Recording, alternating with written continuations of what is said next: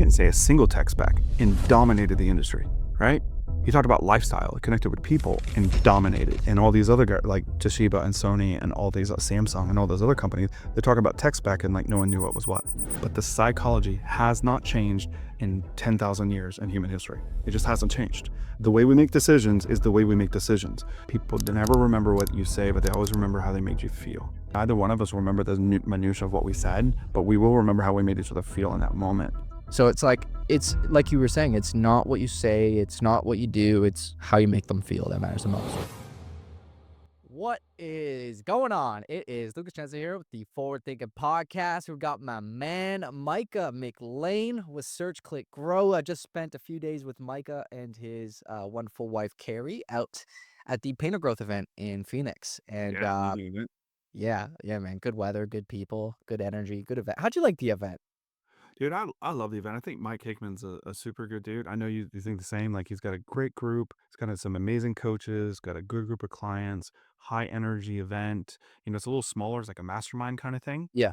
And starkly different than like your event at PaintCon.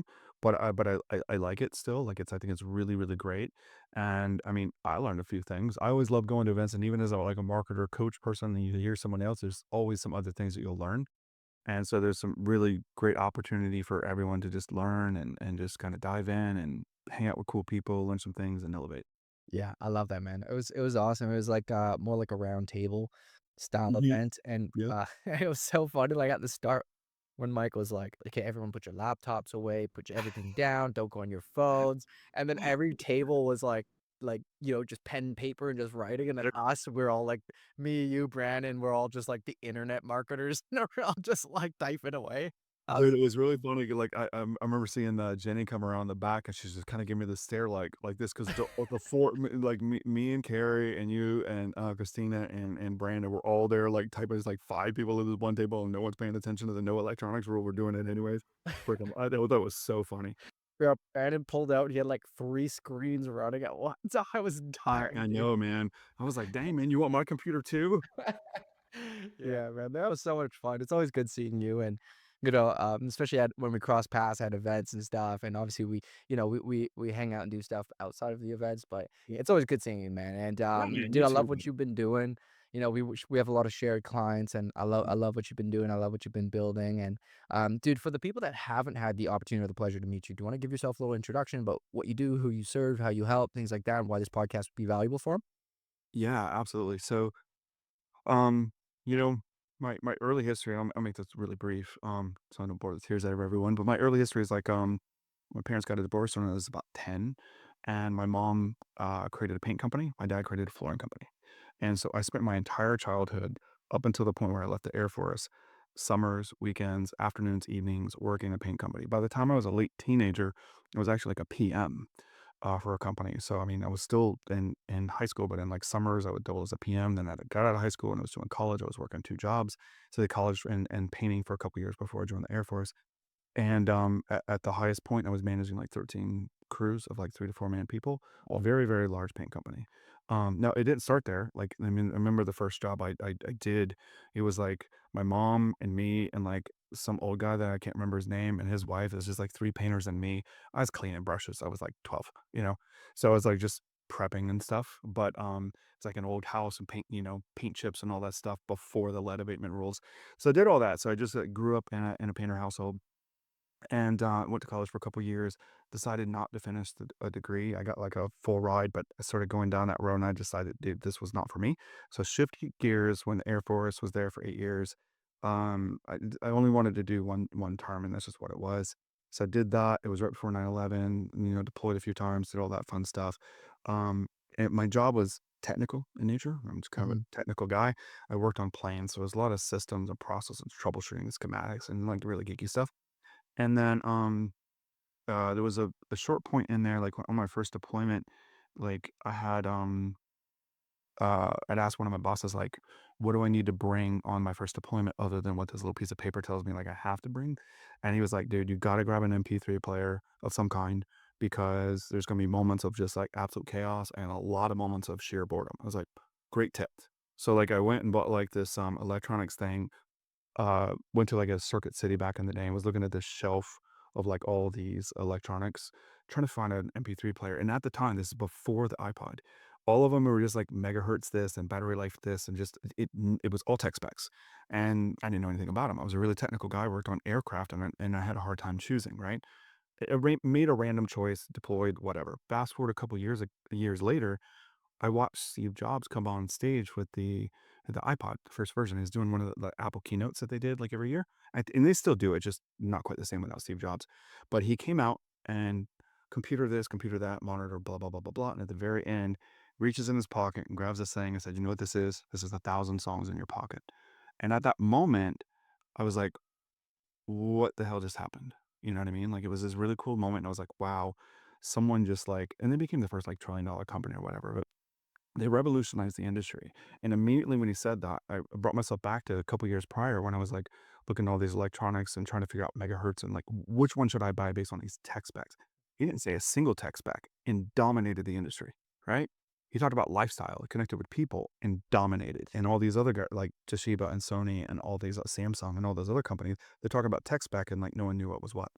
And so I was like, wow, this is really fascinating. So at that point, I started taking like business classes, psychology classes, marketing classes, things like that part time, mostly online, while I was still in the service. And then I got out and I got an internship an infomercial marketing agency. Mhm. And this really, that moment, the Steve Jobs on stage, like that was what like made me transition. Like, I'm definitely getting out of the military and I'm definitely doing this. You know what I mean?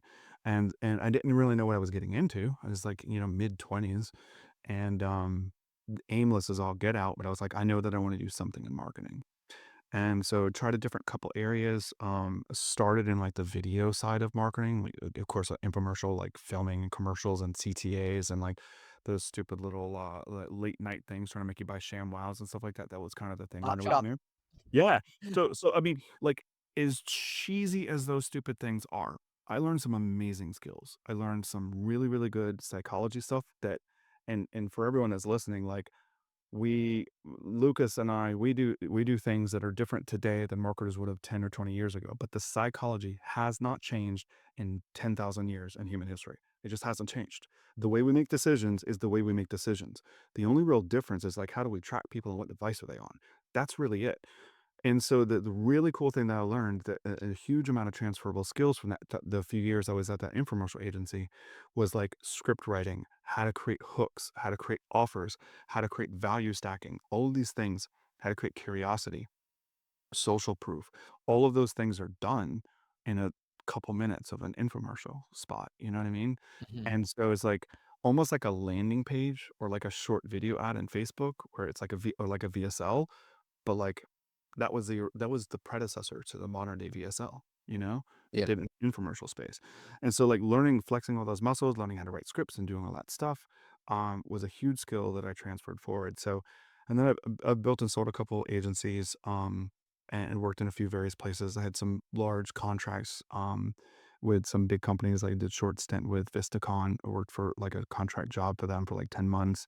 Did some stuff with GE, History Channel, a couple other there's a few big players, and, Hey, real quick, before we get back into the video, if you are running a painting, an epoxy, or a concrete coating business, and you're saying to yourself right now, Lucas, I am done playing it small. Lucas, I am hungry and I'm ready to grow and I'm ready to scale my business this year, then listen up. If you want my team and I to help you fix that, if you want more qualified leads into your sales pipeline, if you want more high intent appointments into your sales calendar, and if you want more high ticket jobs, shoot me a quick text at 602 833 5079, and I will personally reach out and set up a game plan to help you turn your yearly revenue into your monthly revenue and help you dominate and scale your business right now. I hope you're enjoying the video so far. I appreciate you tuning in, and I look forward to helping you scale your business this year. Let's go.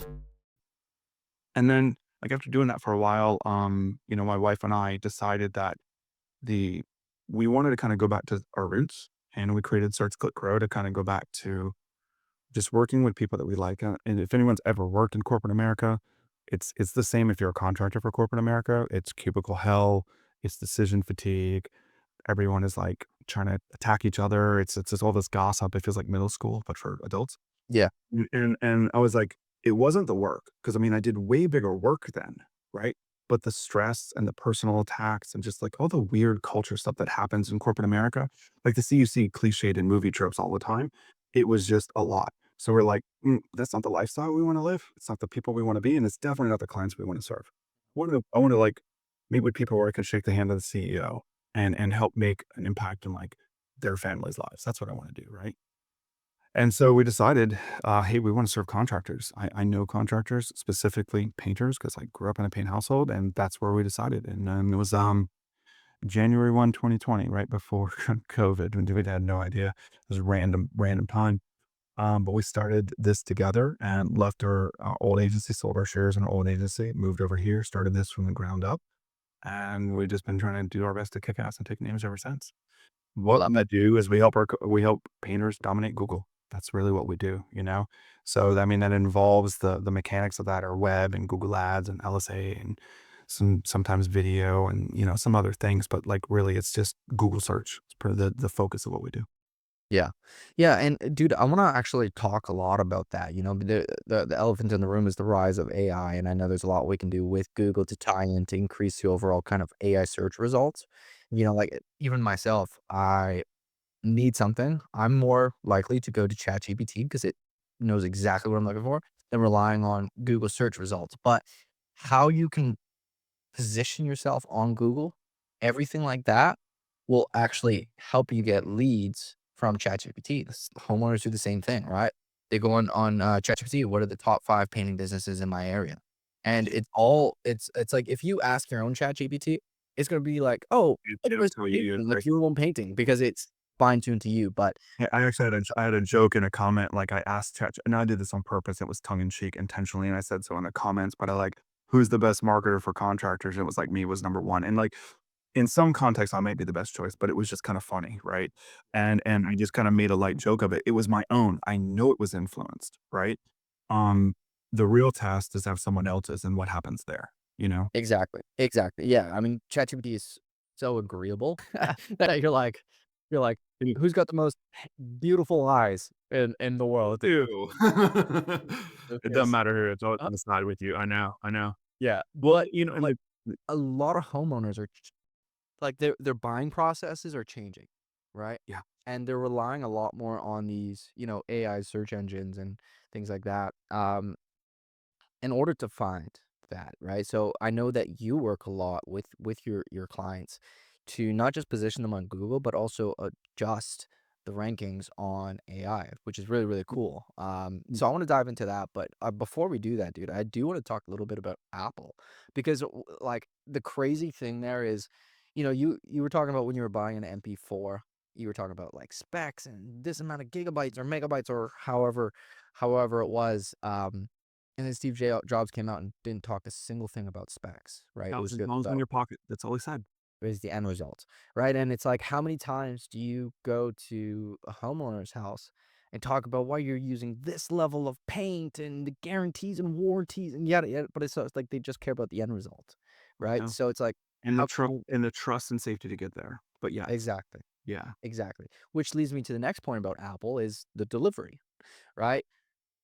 Dude, do you have any Apple like, are you an Apple guy? Do you have Apple This products? is an Apple computer. My phone over here that's on Do Not Disturb is Apple. Yeah, like, I'm entirely in the Apple ecosystem, Apple TVs, Apple home devices, all that stuff. Yeah. I don't personally like, tech watches because it's my moment to disconnect, but my wife Okay. has Apple Watch. So I'm old school. I'll just care because I wanna be able to put my phone down and not have my wrist vibrate. So, but if I did go with a tech watch, it would be an Apple Watch. Yeah. And let me ask you, do you have any of those Apple boxes still at home? What do you mean? The product boxes? Yeah, most of them. Yeah. Like the actual delivery Yeah, box, I know. It's amazing. right? They're Because beautiful. They're big. it's a it's a beautiful delivery. You feel good. It looks Mhm. good. I don't need it, dude. I don't keep anything from Amazon, but I do from Uh, Apple, which is but interesting. because all the other stuff is, like, packaged in, like, stupid cardboard boxes that are generic, but the Apple stuff is pretty, you know? Dude, Like, craftsmanship in the box tells you what's gonna be inside. it's insane. And then that's because it's the delivery for the product that matters, right? So how can you adjust your delivery for homeowners to make it enjoyable rather than just relying on the end result, but the delivery and the process throughout is something enjoyable, right? I mean, your painting is any home service in general is very intrusive, right? You're in someone's home. You're kind of in their safe space, right? So that delivery matters like crazy. So yeah, dude, look, I got my iPad one right here. Like I keep all my Apple box. This made me think of like, why the heck do I do that? Because it's the delivery that matters. But I know, because with the deeper thing is it creates memory, right? So, like, that's really what happens.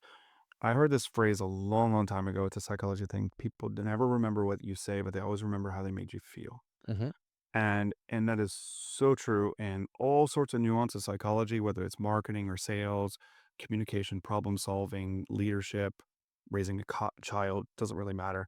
Like you get an argument if I get in an argument with my wife, we fast forward a few days later, neither one of us remember the minutia of what we said, but we will remember how we made each other feel in that moment. And I think that it's just that every every few months or so, I'm just reminded how much more, and it's been my entire 20-year career. So I started in 2005, as I've been in this for 20 years. And it's like every like half a year or so, I'm just reminded even deeper that communication matters more than anything, mhm, you know, mhm. how we communicate. Because like for a painter, you can only put the paint on the wall so good. It's how you communicate your process and your value and your worth and your trust and all these other things, but not the tech specs because that doesn't really communicate much. Yeah. But the communication of this, the thousand songs in your pocket version of that, not the here's all my tech specs because no one cares. It's what we say that matters most. And sometimes we struggle with that as a team. Sometimes I personally struggle with that. Um, I fast forward anytime I've ever had like a client agency issue, universally, it's communication. Mhm. It's never marketing performance, it's communication. And so whether it's a problem with your kid or leadership problem trying to bring new people on or elevate someone in your thing, or you're a painter working with a homeowner, you're in sales, it's just all communication, you know? And so when I think about like the crossover between like I feel like marketing and sales and negotiations and hiring and leadership, they're all subsects of high level communication. Yeah. And I think that if you just focus your career on being the best communicator you can, those other things all of a sudden get kind of easy, Yeah. you know? Like Yeah. writing headlines for a Facebook script or for like an ad for you or for like a landing page for something that I might do, it becomes a little easier when you know how to communicate, when you know what people respond to. Totally. And so for me, it's like the art of communication is where I spend 90 to 95% of my time. I love that. And that's like any relationship, right? Like you and Carrie, myself and Christina, you and your family, me and it's like it's that communication that really kind of ul ultimately gives a better experience, right? But, I was studying man, a couple years ago, I studied, Jordan Belfort's Yes. what is it? Straight line sales theory or Great whatever? light persuasion. I have a Yeah, Cayenne we drive right now. I've watched it a few times. yeah, and what he was talking about is in the sale, obviously, it's communication, right? But there's really, like, 3 factors that make a sale. How you made them feel, your body language, and then the words you actually say, right? So, how you made them feel, the energy, how you show up, stuff like that, that's 45% of the sale. The body language, if you're, like, grumpy looking and yada, yada, yada, yada, that's 40 another 45%, and then Mhm. 10% 's the actual words that you say. So it's like you were saying, it's not what you say, it's not what you do, it's how you make them feel that matters the most. Yeah, it is. And it's something I'm naturally an introvert, right? So this is something I have to be really, really conscious of. Because my natural state will be just, and I don't want to say like angry or sad. Like I'm very, very rarely angry or sad. But my one of my natural states is just to be, like, introspective, like, I'm thinking of things, and so, like, I won't pay attention to what's going on or who's in front of me or who's around me, and I'll look like I'm just, like, almost like the thinker, you know what I mean? Yeah. Um, and that, like, neutral tone does not bode well in what I'm talking about, so, like, I have to consciously think about it, because my natural is just to kinda be introspective and thinking, and, and it doesn't work because body language and tone, hand gestures, they mean so much to how you're presented, like and there's a little bit there's difference, like, right now at a desk in this podcast, there's some hand gestures that are acceptable and not. And some of those rules hold true in stage presenting and some of them do not. Some of them hold true if we're sitting around having a drink or meal together, right? There's some like social rules and like Mhm. what some of those things are acceptable and not. But you're right, like it's the energy at all times should be positive, right? But like um, I've done lots of communication coaching, so as well, just to make myself better. And I remember one of the coaches that I had talked about like you always want to meet people where they are, which I'm going to come back to how that applies in marketing too, because I think it's fascinating. It's both in like the communication and body tone, but also like the actual words. But in communication, is guy gave this example. So like you are up on stage, you're presenting and you're high level and your energy and you get off stage and you still got high energy and someone that's maybe a little bit bashful comes up and says, "Hey, Lucas, you were really, really amazing on stage." And you go, "Thanks, man. It was so great." Uh-uh. Yeah. Yeah, no, no, no, no. So, what's interesting is, like, there's this concept called mirroring, and there's language mirroring, there's body language mirroring, and there's also, like, volume, tone, pacing matching as well, right? So, if you were I'm from the South, like, I'm famous from the South. If I have a beer or 2, I don't drink much, but if I were to have a beer or 2 and hang out with a couple people that's Southern, my Southern's gonna start coming out real fast, right? It just does, and it naturally does. Anyone that's like that, it just will. And some of those natural tendencies will come out, right? When you're around other people of that same thing, you'll start talking a little bit different. Your way of speech will be different.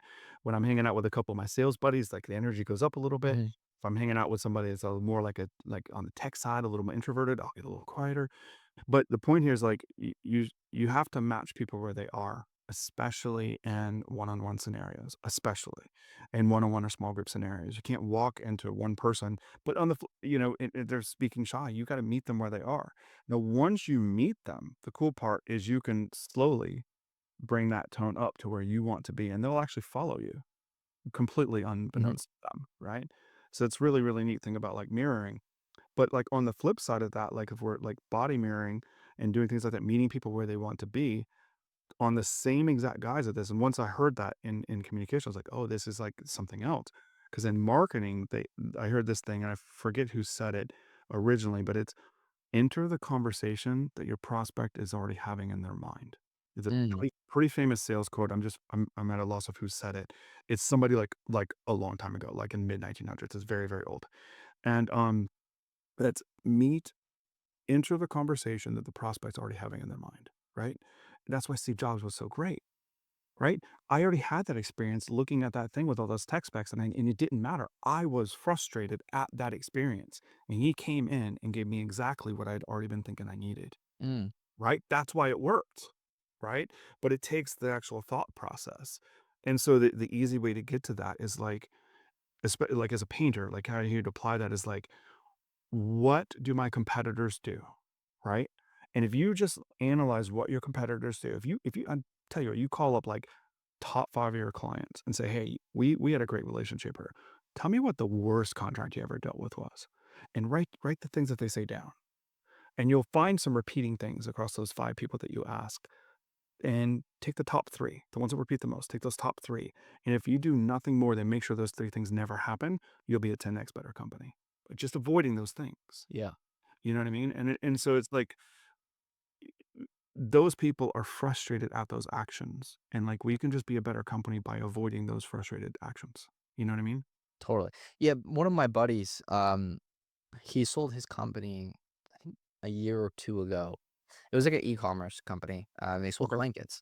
He sold his company for about $48 million, and Big Sim? he yeah, crazy, right? But he basically how he got there was relying on market data. So he'd actually call people up that previously bought, one of the products and be like, and what he noticed was people were not buying the products throughout the summer, right? It's normal. It's a blanket, heavy blanket, yada yada yada.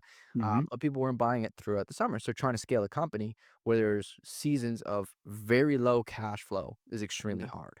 Yeah, it's very tough. He picked up the phone and called all the customers that bought from him and asked, "Why haven't you bought in the summer?" or "Why wouldn't you?" Right?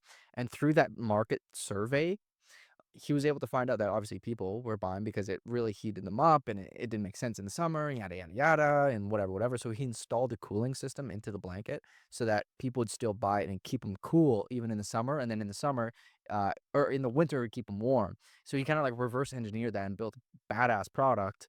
And then in a few months later, he exited for $48 million, which is nuts because he's like 25 years old. So there's that whole market component of like you have buyers, right? Your goal is to convert as many opportunities, as many people that interact with your company and convert them into a buyer who later will refer you or buy from you again, yada, yada, yada. Mhm. And how can you close that gap for who doesn't buy compared to who does buy and maximize the probability of them buying? Um, it's through market evaluation. I love that idea, dude. Yeah, and it's actually, I wish I could take credit for it, but what you just said and what I just said stems, at least as far back as I can source. There's probably something before this too. I just am not aware. Ryan Levesque, pretty very, very large, very famous New York best sellers author. He wrote a book called Ask. And in that book, to very, very briefly paraphrase, he says what most people do when they build a business is they find this thing that they want to do, this product they want to do, and it's something that makes them happy, and they launch the product, and then they try to find people that want to buy it. Mm, And that's okay. It works. That's what almost everybody does. So it does work. But what works better is if you have an audience, you have the ear of a few clients already. Now, you probably, when you first start, you're going to do this, right? Almost always going to do that. You become a painter. You know how to paint, so you become a painter, right? But your process and everything, they're just what's in your head, right? So even if you're doing something traditional like being a painter, you are going to start based on what you know. And everybody does, but that's wrong. The right way that this book Ask says is take the top few people, exactly what you just said, call them. And this cannot be an online survey. It cannot. It has to be a call. And specifically, you have to ask very open ended questions, which are similar questions that you would do in sales, but you have to have open-ended questions because you don't want to pose people with like an A, B, C choice or a yes, no choice. You won't get information. And you wouldn't want to say, why didn't you buy the blanket? Right. That also puts people on edge. Like mhm. it's a kind of that's a type of question we would never ask in sales because we put Attack. It's an the attack. attack. Like, Yep. why didn't you? And there's some deep psychology there. Like, hey, why didn't you brush your teeth? It comes from childhood psychology. Why Damn, you just why didn't you smell it from here, eh? right. When you're doing negotiations, just as a takeaway tip, avoid why like the plague. Never, ever, ever ask why questions unless you actually want that elicitation, which is very, very rare, maybe 1% of the time. But you avoid why questions. You ask what and how questions. So, what was it about the summer months that made you not buy a blanket, Mm, right? Instead of why didn't you buy a blanket over the summer? I'm asking the same thing, but the way I wrapped that is easier and I'm going to get a better response. And so you do those interviews with the market that you have, preferably the top percentage of buyers if you have enough buyers to make that determination. So you could like I say you've serviced 50 to 100 clients, you could take the top few and just ask them these open-ended questions.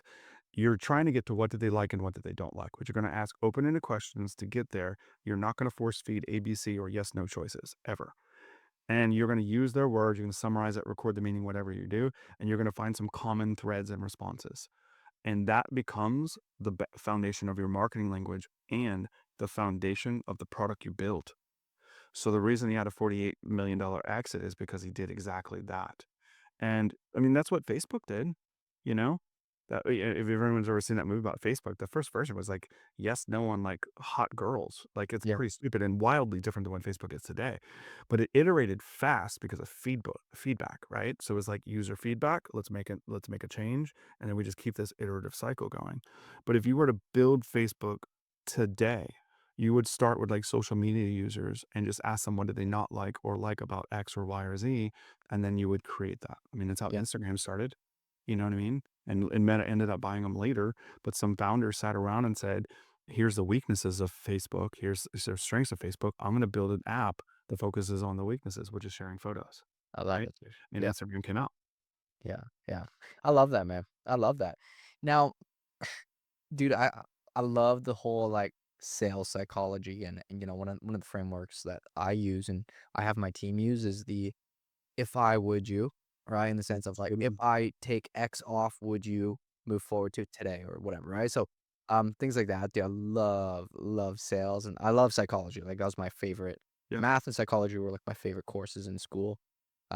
That's like the little geek in me, dude. Is I love knowing how Well, people think, and when I love having the data. Like and that's it. mm, But that's why marketing checks so many boxes for me, dude. It's like you, me and you have that in common, brother. yeah. But dude, let me ask you, man. Rise of AI. Um, how are you seeing it affect the market in terms of how people homeowners by painting businesses, and how can someone capitalize on this? Because, obviously a lot of people are moving over to ChatGPT for a search engine, but the Google results affect that. So how do you like what do you do for your clients to help them improve their overall, engine optimization on AI? So technically, there's very little changes, right? So from a technical standpoint, there's these things on websites. There's a couple specific what most people wouldn't even know are there pages like there's a robot.txt, the sitemap.xml. These are pages that all website builders like Wix or WordPress are going to spit out Mhm. because they help Google understand your site. People don't visit those pages, but search engines do. And search engines visit those pages and gives them a list of like the pages that are there, tells them what it can and can't scan and that kind of stuff. So those pages have been there for a long time. That's been a foundation like in very, very early SEO, and they're still there today. And there's been very few changes to them. A little bit of markup language changes, but that's just geeky stuff. It's basically been the same for 20 years. Now, very, very recently, there's a new one called a large language model text. So it's LLM.txt, I think it is. Mhm. And most of the builders now are starting to respond with this. And so basically, the easy way to think of this is Hey, real quick, before we get back into the video, if you are running a painting, an epoxy, or a concrete coating business and you're saying to yourself right now, Lucas, I am done playing it small. Lucas, I am hungry and I'm ready to grow and I'm ready to scale my business this year, then listen up. If you want my team and I to help you fix that, if you want more qualified leads into your sales pipeline, if you want more high intent appointments into your sales calendar, and if you want more high ticket jobs, shoot me a quick text at 602 833 5079, and I will personally reach out and set up a game plan to help you turn your yearly revenue into your monthly revenue and help you dominate and scale your business right now. I hope you're enjoying the video so far. I appreciate you tuning in, and I look forward to helping you scale your business this year. Let's go. all Google search is just websites, right? So we know that we do a search and we see website. Now that website might be a YouTube video, it might be an article, it might be a downloadable guide, it might be an interactive thing, it might be a painter's website, it could be a lot of things, but it's a URL. I'm going to click it, I'm going to go to a specific URL, which means it's a web page of some kind. And that web page will have some combination of video, images, and or text, maybe graphics, fonts, icons, things of the like, right? And that's pretty much what comprises like almost all of web, right? It's the content. We jokingly talk about all the time, like websites are nothing more than a frame for content.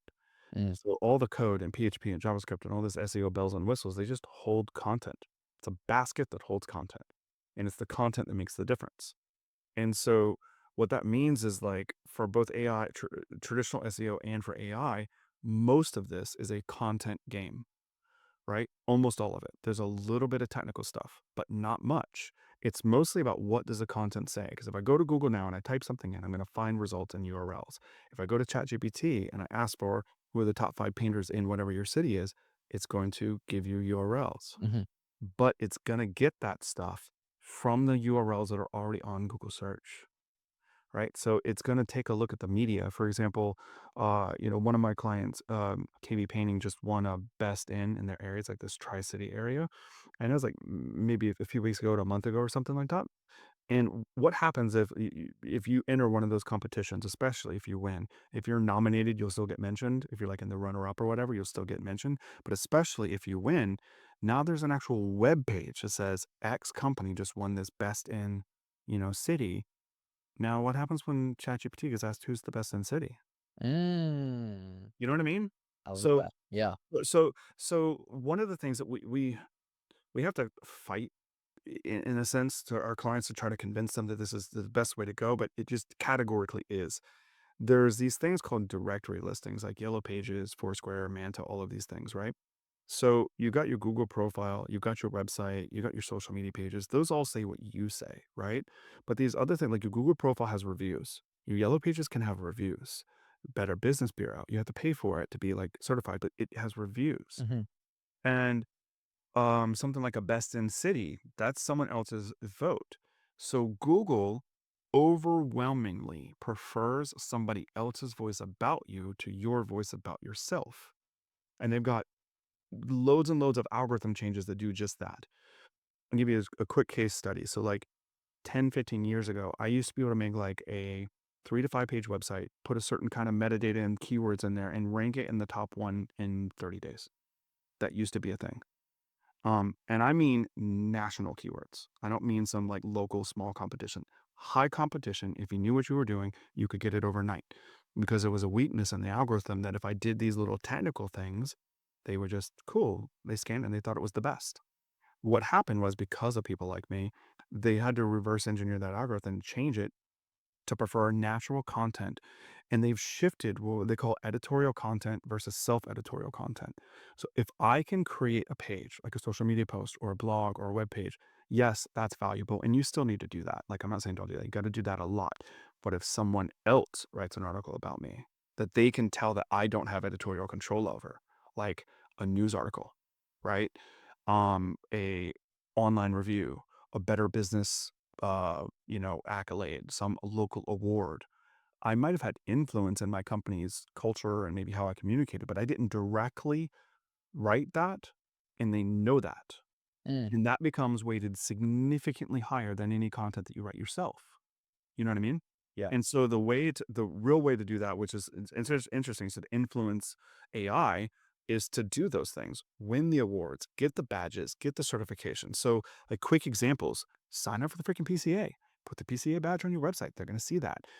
Pay for Better Business Bureau. A lot of people don't want to do it. Like, oh, it's a few $100 a year. I don't care. It's a trust signal. Google loves it. AI loves it. Do it. Consumers love it too. Go ahead and fill out those other profiles. I know you got like Google and Facebook and Instagram, but also you need to figure out like, hey, Yellow Pages and all these other directory listings, you need to figure out a few more. And once you do that in those profiles, now all of a sudden you have a lot of different web pages and people can contribute to that voice and say different things about you. And as long as that's net positive because you're a good company or you're doing great things, that net positive result weighs on Google's influence of you and on AI's. And because AI is primarily looking at the things on Google, it's basically if you can currently, now this might change at some point, but currently, if you can persuade Google, you're going to have heavy favor in AI. Love it. Love that, dude. Yeah, sorry, my camera just died on me.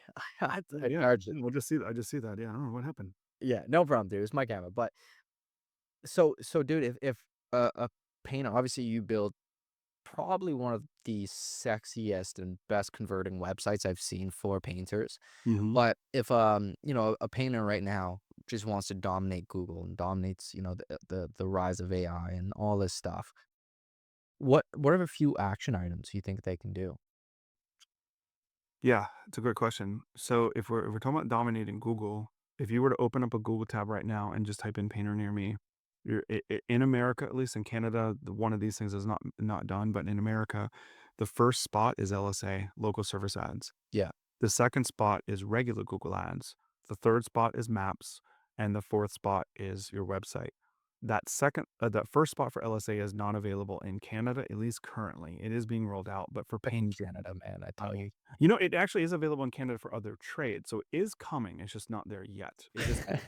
Um, and when it does, it's gonna take off. But so you got LSA, Google Ads, Maps, and Web, and the real key is just do as much of that as you can. So the better your website is, the better your Google profile is, the better your ads are, the more of them that you do, the longer that you do them for, the better it's going to be, right? Yeah. And so it's just like like with anything else, like say you wanted to like work out and lose weight. The more you go to the gym, the more often you go, the longer you stay, the harder your workout is, the better shape you're going to be in, right? Mhm. So it's not really dissimilar in marketing. It's like do it often, do it the best you can, do it as many times as you can, and do it for as long of a timeline as you can. And if you do all those things, then you're going to be good. We actually created a framework we call the 4 pillars of marketing, and it's quality, quantity, diversity, and consistency. And we found that like no matter what type of marketing channel you're talking about, whether it's Google or Facebook or radio or TV or whatever, if those 4 things are true, then your campaign is gonna be good, you know? It's at least gonna be in the top running, if not the top. And so, like, do the best you can, that's quality. Do it as many times as you can, that's quantity.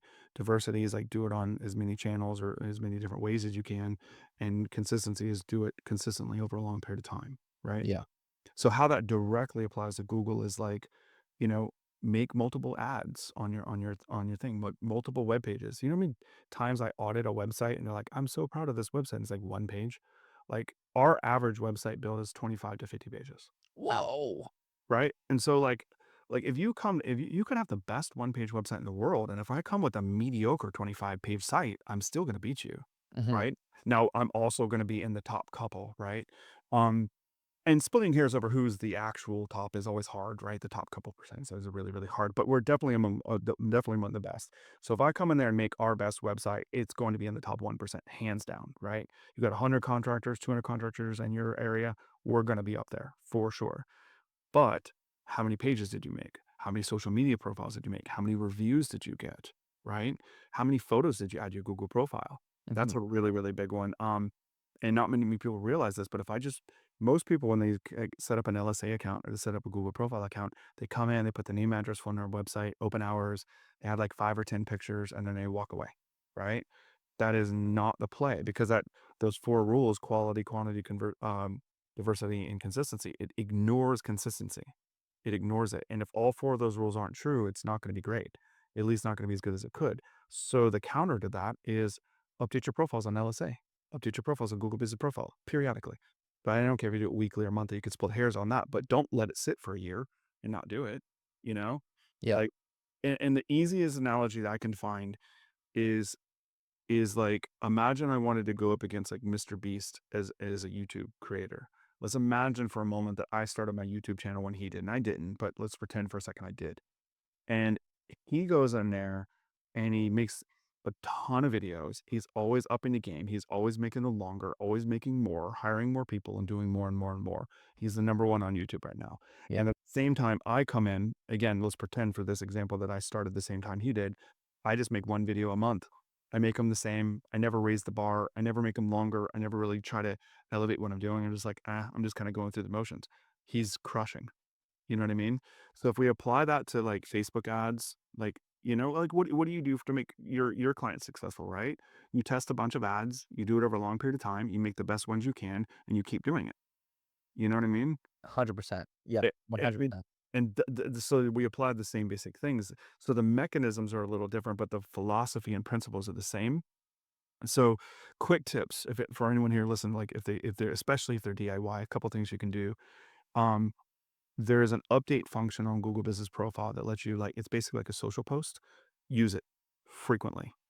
1 to 3 times a week, at least once a week.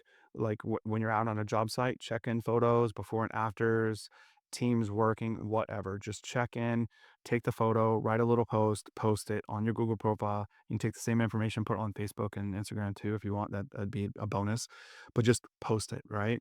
And that activity gets that consistency going, and it helps a ton. And then also get reviews, and I mean as many as possible. Our minimum benchmark for our clients is 50% of the jobs must turn into a review. If you're doing less than that, you are not working hard enough. Our great clients are getting like 70 to 80%, but you should at least hit 50%. And if you're not asking at the right time or the right way or the right amount of times. And we can increase what we're doing there. But if Yes. you post content to your web and Google profile and you get reviews consistently, your brand will go up. Even if you don't have necessarily the best website in the area. You know what I mean? Like Now that's let me ask you, um, in those reviews, obviously the more they do, like if they just leave a 5 star and they don't add any comments or photos or whatever, it's not there's going to be as good as if mhm. they leave it with text, Well, maybe mention names, maybe, add some photos or videos or whatever, right? yep. Are there specific keywords you think your client or if a painter goes to a homeowner and they want to review, should they tell them like, hey, include painting in Minnesota or, house painting in Central Oregon, like things like certain keywords that overall could help with like the search results? So yes and no. So let me talk about the yes part for a split second. The We have the fortunate pleasure of having over 100 clients, painters in the US and Canada, where we can study organic keywords and growth patterns. We can study LSA growth patterns at mass. We can study Google ad growth patterns at mass. So we can see in our big dashboards where we can accumulate all this data and we can find patterns. And so, at least twice a year for the last 5 years since we started Source Code Grow, we analyze that data in bulk. And before AI, we were doing it manually. Now we're doing it with AI. So we're just exporting all this data and having AI look. We found in our most recent analysis, which was just like a month or two ago, we found a very, very interesting pattern, and it's a little bit different than it was last year. And I'm going to share this with everybody. This is a gold nugget. This is millions of dollars worth of data, millions and millions and millions worth of data that we can distill into three phrases. We found this to be true in every single paint contractor in every single city across the entire country and in the UK and in Canada and in Australia. So this is an English speaking thing. It might not carry in another language, but it absolutely does in English. There are three keywords that are always, always, always the top. The number one is service near me, painter near me, cabinet painter near me. That's number one, hands down. Number two is service in city. So painter in Atlanta, right? Painter in LA, Mhm. cabinet painter in New York City. So whatever you do in city. And the third is reverse city service. So Atlanta painter. So if you focus on using those three variants of your keywords throughout your content. Now, the painter to me is really hard to use in content. Like it's a search term, but it's very difficult to use in content. I don't even really try to use that. Very, very rarely do we actively try to use that keyword. But so the ones that we use in content are painter in city, city painter, right? Or service in city, city service. We use those a lot because overwhelmingly they are the number one and number two keywords and or number top three keywords in every city that we've studied. And so that's the part like, yes, if we optimize for those keywords, we're good. And if someone mentions one of those keywords in a review, if you can work it into your description, your Google profile, absolutely you're going to do better. However, there's a bit of a caveat. Google Business Profile specifically, this doesn't really happen on web or LSA, but specifically Google Profile has been countering a really, really large number of spam profiles. They've been doing this for cracking down for a couple of years, but every couple of months it just gets harder and harder and harder. They're raising the bar and they're penalizing people for more and more and more strict guidelines. And the rules today might not be the rules for tomorrow. So there are some content penalties that are potential. They call it an over optimization penalty. If I go into your Google profile right now and every sentence I try to shove one of those keywords in your description, and then your service description, I try to shove it in there too, and I just overly put those keywords throughout, there's a very high likelihood I'm going to suspend your profile. Very high. Interesting. And so if you try to get overly optimized keywords on repeat all the time, you will very likely get suspended because they know that you're feeding those keywords to them. So, do we want those keywords? Yes, but we need them to happen at a more natural rate. We don't want to feed them to our clients. Here's the way where we can balance this. When we ask our clients for a review, say, it would be great if you'd leave me a review. They're like, okay, awesome. Hey, Mrs. Smith, it'd be really awesome when you do mention anything about the experience. Mention a person, the product, the service, anything about our company or someone in our company and just saying like this service is great. Sometimes the reviews get banned from Google, and that's actually very true. Sometimes it won't show up. So if you could just mention like one or two sentences about your experience with us in that review, it'll make it help just so much more. Now, what happens naturally to Mrs. Smith? She goes, I worked with Lucas and his team at ABC Painting, and they came in and did an interior paint job, right? There it Mm. goes. There's my keyword. They're going to naturally mention it. Maybe not that exact variant that I just gave you as the top three keywords, but they will use a variant of that because they're talking about the product or service you just did. Is it going to be exactly in the same words? No. But it's going to now allow for enough variability to not get hit with that risk of overstuffing keywords. You know what I mean? Yeah. And so that's a really, really important thing. We've got to be really, really careful about what we do on Google Profile specifically because they're basically trying to crack down on spam. Yeah, yeah, I love that, dude. What we've been doing is, when gathering reviews, by telling the customer if they mention XYZ employee by name or, an employee on your team that stood out by name, they get a $50 per review bonus or something like that, and, like, incentivize that, and the homeowner will want to do that, and they will, and that'll overall help with the search results. And naturally, it's gonna be a bigger review because they wanna support other people, yada, yada, yada, but coaching your clients on what type of review to leave you is huge because just like a regular 5 star, like, yes, on paper, it looks great because it's 5-star, but the more information they give, the better the review, the more detailed the review, the better it's gonna be for your overall performance. Absolutely. One of the things that we often get, especially with new clients, they'll come on and be like, so we start pushing people when they come on, like immediately, hey, more reviews, right? And we give them a guide to like how to do it, and we tell them with these things to ask. But initially, normally they just start asking for reviews and not asking how. They'll do part of the instructions and not all of it. Mhm. Super common. And so what'll happen is we'll say, hey, I'll get a client and come back to me like, "Hey, I got like 4 reviews last week, but only one of them showing up online." And we can see them on the back end that they're there, but they're just hidden. And here's why. Google sees like new Google accounts or maybe an account that never left a review, and then all of a sudden they've had a Google account for like 3 years, but they've never logged into it. All of a sudden you made them log into it, leave a review. That looks suspicious even though it's not. And the very, very telltale sign for that is like brand new accounts, aged accounts, or a review that has no context. Great service, not enough. Yeah. Like, it needs to actually talk about good because if you mention a person in the team, "Man, it was really great to work with John over at ABC Painting. They did an amazing job. We had this everything went great. There's this one small problem, but John came in and fixed it, and I love my home, and the job that they did on X, Y, and Z was just absolutely killer."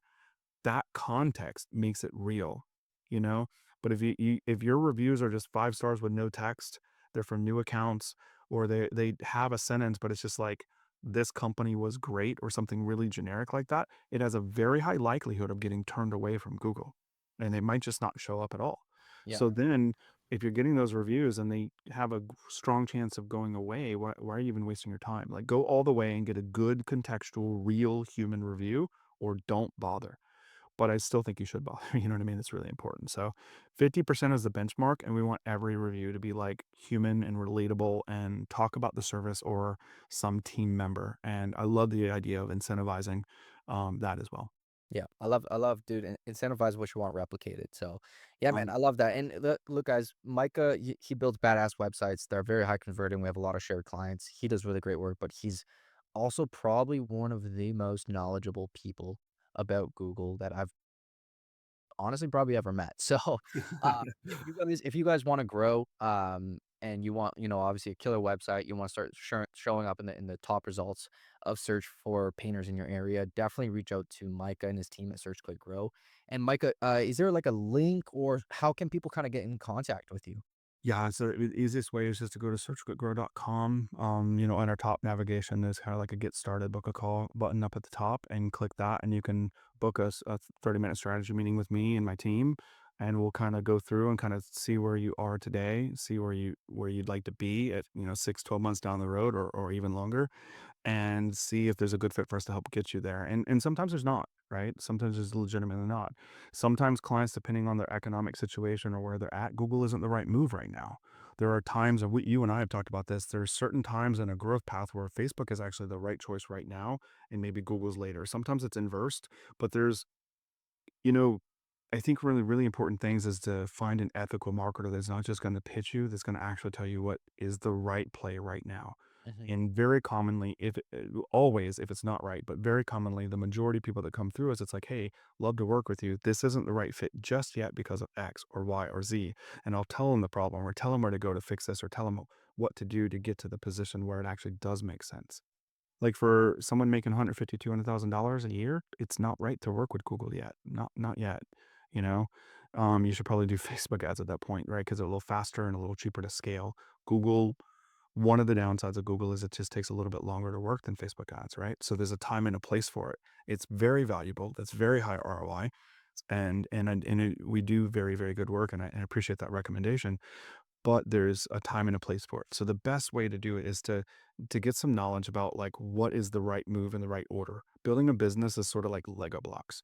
You can follow on the path behind other people. You can see people that built $1 million, 5 million, 10 million, even larger paint companies, and you can see the play steps that they did at 100,000, 500,000, 1 million, 3 million, 5 million, 10 million. They're they're known, right? They're studied, they're known, they're public. We can all see those things, and all we got to do is copy the playbooks in front of us. We don't really have to reinvent the wheel. But getting the right services at the right time, at the right moment in your growth path is super, super important. And I'd be happy to jump on a call with anybody that wants to go down that road and chat about it. Love that. So we're gonna drop Micah's website in the description below, whether you're on, Spotify or YouTube or whatnot. But we're gonna have Micah's website. Highly recommend you reach out to Micah, even if he can't serve you, like based on where you are right now. He'll definitely point you in the right direction and still, give you as much value. And then down the line, when you are ready or the right foundation's built, then that could be definitely a conversation to visit. But Mike is going to be one of the speakers and sponsors at PainCon. So if you're coming, definitely chat up Micah. He's a beast, absolute genuine dude. Love hanging out with him, and he definitely knows his stuff, and he's there to help you grow. So, Micah, brother, I appreciate you so much for hopping So on the much, man. podcast. Absolutely, brother. Always a joy to do it, man. Hell yeah, man! Thank you so much for everyone else that's listening, and we'll see you guys in the next one. See you guys. Bye bye.